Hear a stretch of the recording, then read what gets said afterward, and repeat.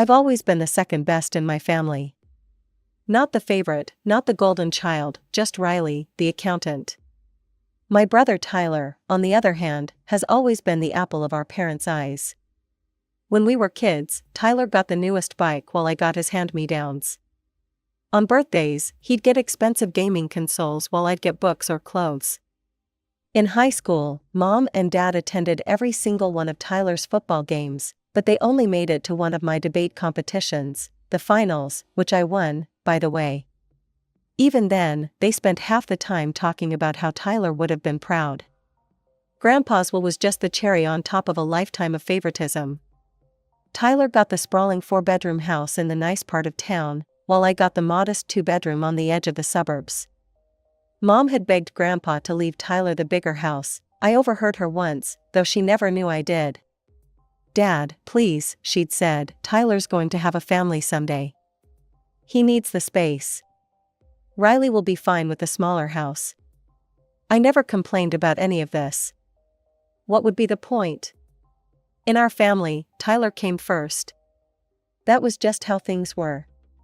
So I wasn't surprised when, at our monthly family dinner, Tyler and his wife Megan cleared their throats dramatically and announced they had big news. "We've decided to sell the house," Tyler said, grinning widely. I nearly choked on my water. "We're investing in an amazing opportunity," Megan continued, practically bouncing in her seat. "Tyler's friend Jason has this incredible business venture, and we're getting in on the ground floor." Mom and Dad clapped their hands in delight. "Oh, how wonderful," Mom exclaimed. "What kind of business venture?" I asked cautiously. "It's complicated," Tyler replied, waving his hand dismissively. "Jason's starting this tech platform that connects investors with startups. It's going to revolutionize the venture capital world. We're going to make so much money," Megan added. "Jason projects a 300% return in the first year alone." 300%, I repeated, setting down my fork. "That sounds suspicious. Look, you guys have 2 small kids, Emma's only 5, and Jack just turned 3. Are you sure selling your house is the best move? Maybe invest some savings instead?" The temperature in the room seemed to drop 10 degrees. Megan snorted loudly, and Tyler gave me that condescending smile I'd known my entire life. "Riley," he said slowly, as if explaining to a child, "I know you mean well, but I studied finance at Westmore College. You're an accountant who took community college classes. I think I understand entrepreneurship a bit better than you do." I bit my tongue. What Tyler never mentioned was that he barely graduated from Westmore, while I graduated with honors and had been promoted twice in 5 years at my firm. "Besides," Tyler continued, "Grandpa gave me the bigger house for a reason. He always knew I had a better head for business. This is exactly the kind of opportunity he would have wanted me to seize." I could have told him right then that Grandpa had only given him the bigger house because Mom had practically begged him to. I could have pointed out that Grandpa, who built his modest wealth through careful saving and conservative investments, would have been horrified at the idea of Tyler selling his house to invest in some vague tech venture. I could have mentioned that Jason had already cycled through 3 failed startups in the past 5 years. But why bother? Tyler was an adult, he and Megan had made their decision. And frankly, after a lifetime of playing second fiddle, I wasn't feeling particularly inclined to save him from himself. "You're right," I said instead, taking another sip of water, "it's your decision." Mom beamed at Tyler. "We're so proud of you for taking this leap," she said. "It takes courage to seize an opportunity like this." Dad nodded in agreement. "Your grandfather would be proud too." For the rest of dinner, Tyler and Megan talked about all the things they planned to do with their newfound wealth. They'd travel the world, buy a vacation home, put the kids in private school. I stayed quiet, nodding and smiling when appropriate. Meanwhile, I mentally went through my renovation plans for my own small house. I'd been systematically updating it, room by room, using money I'd saved from my boring accountant job. Last month I'd finished the kitchen. Next up was the bathroom. 3 months after that fateful dinner, I was in my newly renovated bathroom, enjoying a hot shower under my rainfall showerhead when my phone started buzzing incessantly. I ignored it at first, but after the fifth consecutive call, I reluctantly turned off the water and wrapped myself in a towel. 6 missed calls from Mom. Not a good sign. I called her back immediately, water still dripping onto my bathroom floor. Riley, thank goodness, Mom answered, her voice tense. Can you come over? It's about Tyler. An hour later, I pulled into my parents' driveway and immediately noticed something odd, a mountain of luggage and boxes piled on the front porch. Before I could even ring the doorbell, the door swung open, and I was nearly knocked over by Emma and Jack, who came barreling into my legs. Auntie Riley, Emma cried, we're staying with Grandma and Grandpa now. I looked up to see my mother standing in the doorway, her face drawn and tired. Behind her, Tyler was pacing back and forth, phone pressed to his ear, while Megan sat on the couch, staring blankly at her laptop. What's going on? I asked, though I already had a pretty good idea. Mom ushered me inside and closed the door. Tyler and Megan had to leave their apartment, she whispered, the rent was just too much. Ah, so they'd blown through the house money already. After they sold the house, Tyler and Megan had promptly bought a flashy red Porsche 911, completely impractical for a family with 2 small children. Then they'd rented a luxury apartment downtown, and Tyler had quit his steady job at the bank to focus on the investment.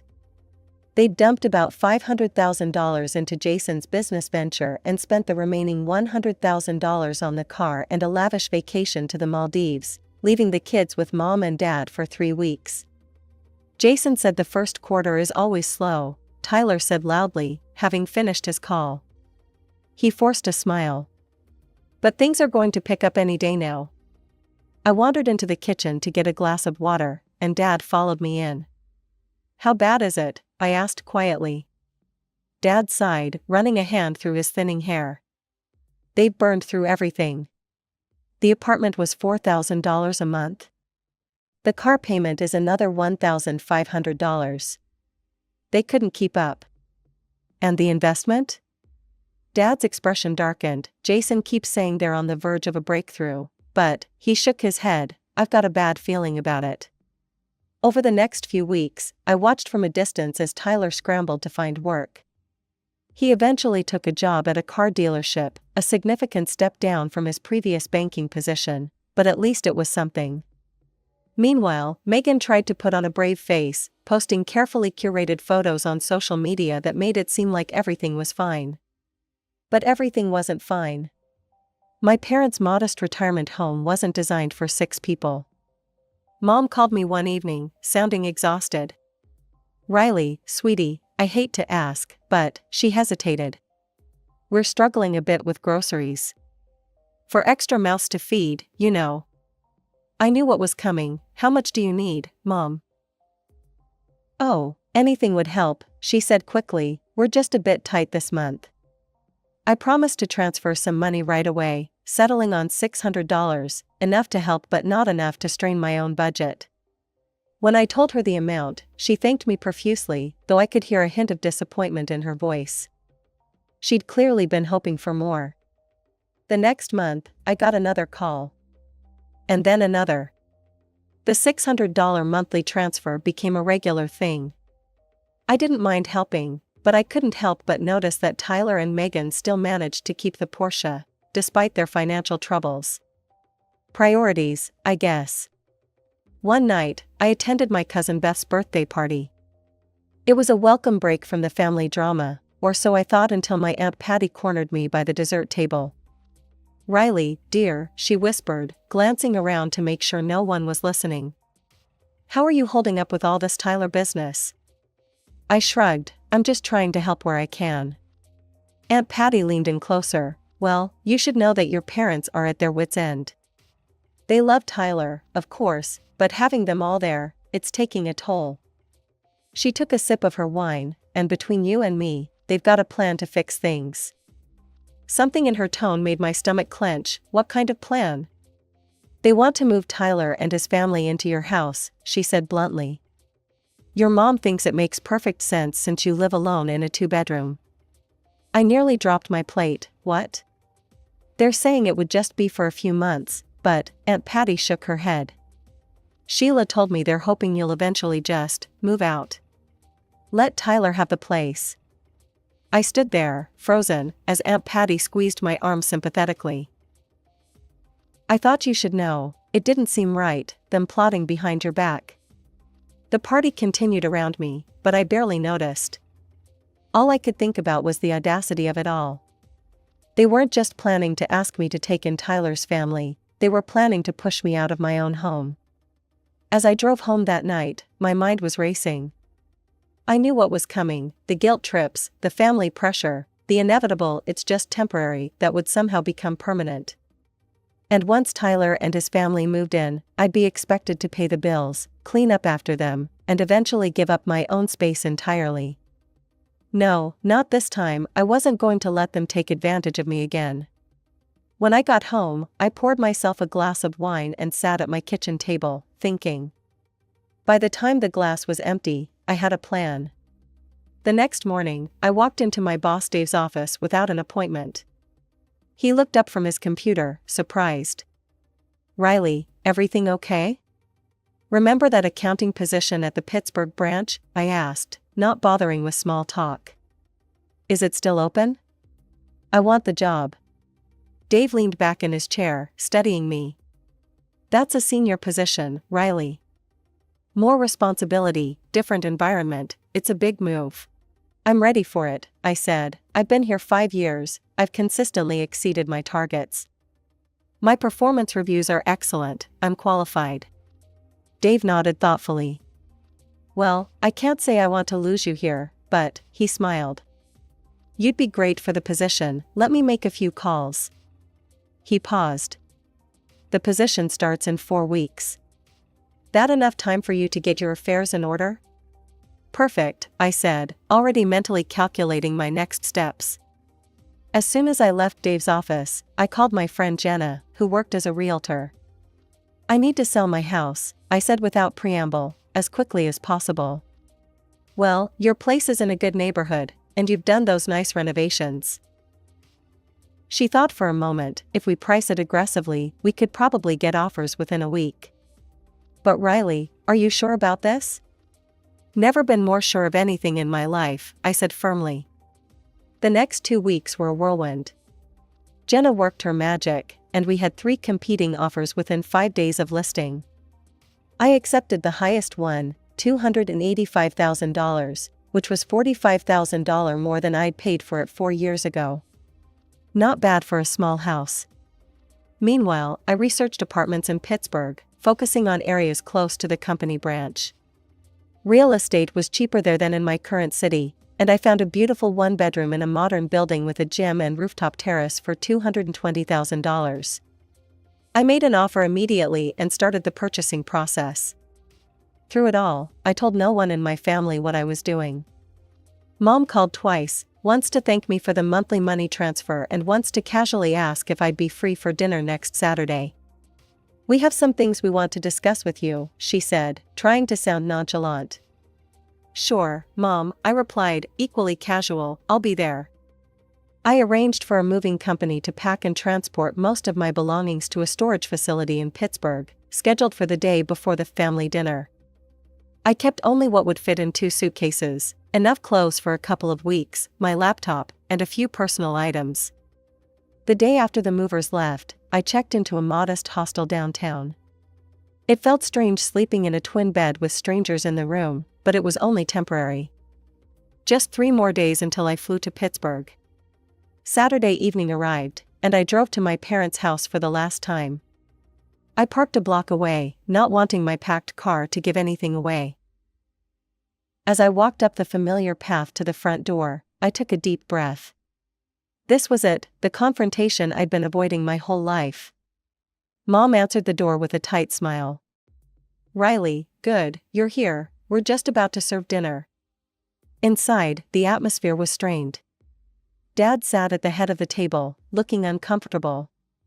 Tyler and Megan were there too, both wearing expressions that were attempting to be pleasant but came across as smug. The kids were nowhere to be seen. We exchanged a few empty phrases. Finally, Mom set down her fork. "Riley, honey, we wanted to talk to you about your house." What about it? I asked innocently. Well, Mom continued, her voice taking on that persuasive tone she'd used my entire life whenever she wanted me to give something up for Tyler's benefit. Your father and I have been thinking. It might make sense for Tyler and his family to stay with you for a little while. Just until they get back on their feet. I looked at Tyler, who was studying his plate. Megan was watching me, a hint of challenge in her eyes. For how long? I asked, knowing full well what the answer would be. Tyler shrugged, not sure yet. Things are starting to look up with the investment, though. Jason says we're due for a big breakthrough any day now. I had to suppress a laugh. 3 months later, and he was still clinging to that fantasy. I don't think that's a good idea, I said, my voice tighter than I intended. I mean, my house is pretty small. There's only 2 bedrooms. You could take the smaller bedroom and give them the master, Mom suggested quickly. Or maybe you could stay with a friend for a bit, just until things settle down. I opened my mouth to argue further, then caught myself. What was the point? In a few days, I'd be gone, and this would all be moot. Better to let them think they'd won, for now. I sighed heavily, shoulders slumping in what I hoped looked like defeat. Fine, I said flatly, when are they planning to move in? Mom looked surprised, clearly having expected more resistance. Well, we were thinking next weekend? Would that work? Sure, I said, picking up my food disinterestedly. I guess I'll start packing up some of my things. Tyler and Megan exchanged triumphant glances. Mom looked relieved, Dad still wouldn't meet my eyes. The rest of dinner passed in a blur. Mom, Dad, Tyler, and Megan started discussing logistics, which furniture would stay, which would go into storage, whether my home office could be converted into a playroom for the kids. I mostly pushed food around my plate, offering one-word responses when directly addressed. After dessert, I stood up. I should get going. Lots to do if I'm moving out next weekend. As I walked to the door, I heard them continue their conversation, voices dropping to hushed tones but still audible. I told you she'd agree, Mom was saying. Riley's always been reasonable. Should we help her pack her stuff? Dad asked. No need, Megan replied, most of it can just stay in the garage. It's not like she has anything valuable. We'll need to get a new couch, Tyler added, that old thing she has kills my back. I closed the front door quietly behind me, their voices fading as I walked away. They'd already forgotten I was there, already planning how to take over my space, erase my presence, replace my things with theirs. But little did they know, there would be nothing for them to take over. Back at the hostel, I checked my phone to find a text from Mom. Thank you for understanding, sweetie, your brother is so grateful. I didn't reply. Instead, I sent a quick message to Jenna confirming that everything was on track with the house closing. She replied immediately, all good, new owners get keys on Thursday. The next morning, I woke up early, checked out of the hostel, and headed to the airport. As the plane took off, carrying me toward my new life in Pittsburgh, I felt a weight lifting from my shoulders. My new apartment would be ready in 2 days. My new job started in a week. I had about $65,000 left from the house sale after buying the apartment, which I planned to invest, conservatively, of course, unlike some people I knew. My first week in Pittsburgh passed in a pleasant blur. I settled into my new apartment, a sleek 1-bedroom with floor-to-ceiling windows and a view of the city skyline. The neighborhood was vibrant, full of small cafes and boutiques. My new job came with a corner office and a 15% raise. Everything was going perfectly. Until Thursday evening, exactly 1 week after I'd left town. I was unpacking the last of my kitchen boxes when my phone exploded with notifications. 27 missed calls in the span of 2 hours, 15 from Mom, 8 from Dad, and 4 from Tyler. Plus dozens of text messages, each more frantic than the last. I knew exactly what had happened. Today was the day Tyler and his family were supposed to move into my house. I could picture it perfectly, Tyler pulling up with a rented truck full of their belongings, knocking on the door, and finding strangers living there. I poured myself a glass of wine and settled onto my new couch, debating whether to respond or simply block their numbers. Before I could decide, my phone rang again. Mom. Against my better judgment, I answered. Riley Elizabeth Harper. My mother's voice was so loud I had to hold the phone away from my ear. What have you done? Hello to you too, Mom, I said calmly, taking a sip of wine. Don't you dare act innocent. Tyler just went to your house with a moving truck, and there's another family living there. They said they bought it 2 weeks ago. That's correct, I replied, the Andersons. Lovely couple, 2 teenage kids, they got a great deal. There was a stunned silence. Then, you sold your house? Without telling anyone? How could you do something so underhanded? I nearly choked on my wine. Underhanded? That's rich coming from the person who was planning to push me out of my own home. Another silence. Then, in a much quieter voice, where are you, Riley? Pittsburgh, I got a promotion. Senior accountant at the branch office here. Pittsburgh, her voice cracked. So you just left without saying goodbye? Without telling anyone? Kind of like how you were planning to kick me out of my own house without asking first, I pointed out. That was different, Mom insisted, we're family, we needed your help. No, Mom, Tyler and Megan needed a bailout for their bad decisions. And instead of holding them accountable, you decided I should be the one to sacrifice. Again, like always. That's not fair. Isn't it? My entire life, it's been Tyler first, Riley second. When we needed new school clothes, Tyler got the expensive ones. When we both had events, you went to his. When Grandpa died, Tyler got the nice house because you convinced Grandpa he deserved it more. Riley. And now, when Tyler screws up royally, when he and Megan make the stupidest financial decision possible, your solution is to take away my house? My home that I worked for, that I've been fixing up room by room with my own money? No, not this time. The line went quiet for so long I thought she might have hung up. Then, in a voice colder than I'd ever heard from her, I don't know who you think you're talking to, young lady, but I am still your mother. And as of this moment, I no longer consider you my daughter.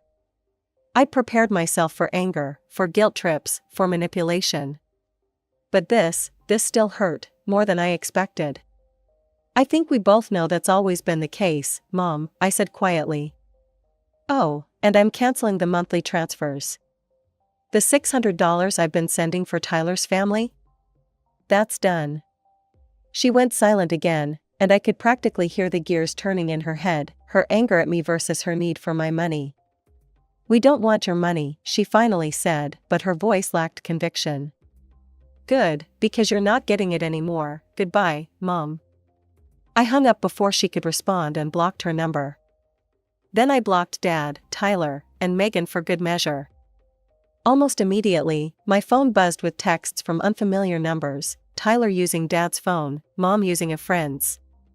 I turned off my phone completely and finished my wine in peaceful silence.